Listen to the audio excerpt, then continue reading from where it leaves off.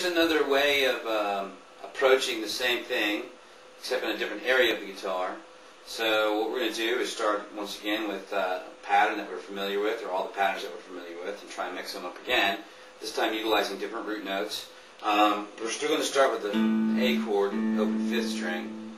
When we go to the D chord, we're going to start looking at the open D string. And because of the way it's situated, being on the 4th string, pattern 2 is probably best to access that, or best to access that area, or at least you can use pattern 2 as kind of a reference point for that area. And then the next part you have is the E part, which would be a whole step up at the 2nd fret, and that also would be a pattern 2, as far as accessing the area because of the 4th string. So this is another way to look at playing over A, D, and E in a different area on the guitar.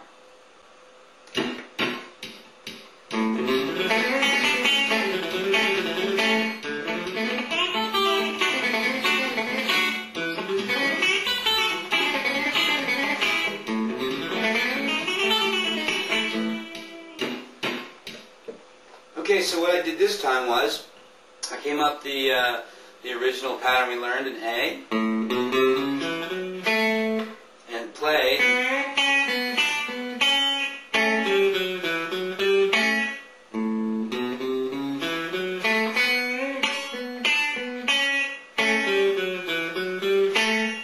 the A section.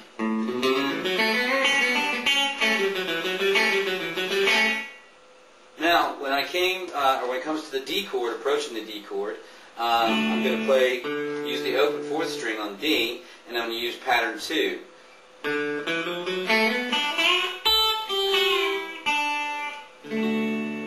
Alright, when I'm playing that pattern 2 in D, I'm actually skipping the flat 5. I'm not playing the G sharp note here. Just going straight up, pentatonic.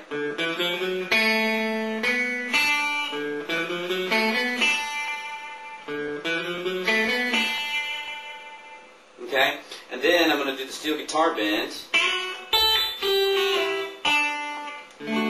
now I'm in D. And then I'm going to use the double stop.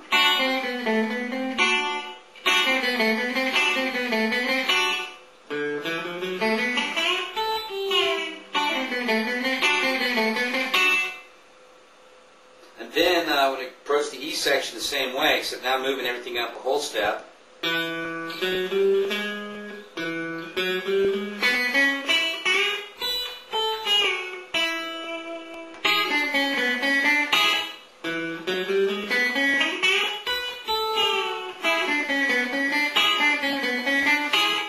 And then ending.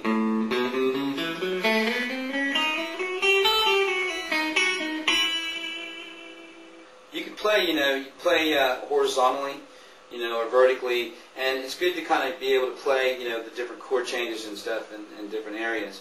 1-4-5s are pretty easy to start with. There's several more complex kind of progressions that you have to, learn as well. But, starting 1-4-5 makes it easier to kind of get your feet wet, understand how to do things, and then when you start to move to new chord changes, it makes it easier to understand. So, once again, any of those patterns that we've learned so far can be moved to any of the keys, and in this case, if we're moving between A, D, and E, which we're still in the key of A, we're just playing a 1-4-5 progression, but now we can move any of these patterns and any of the ideas we've talked about, plus anything you've come up with. You just simply have to, be wary of the fact that these chord changes are coming, and you have a lot of amount of time when you're playing in a musical situation to maybe express yourself. And you want to really anticipate these chords coming, and you want to be thinking about them more so than just the idea you're working on at that moment. And it takes a little time to get used to that, because what happens is that if you don't anticipate the chords, you end up playing some sort of A thing or something. You're all over and all of a sudden D comes, and you're still kind of A, or you're still kind of you're not ready for it, you're not shifting, or you're not thinking about it. So really anticipate those chords as they come along. So that's a pretty good exercise to work on.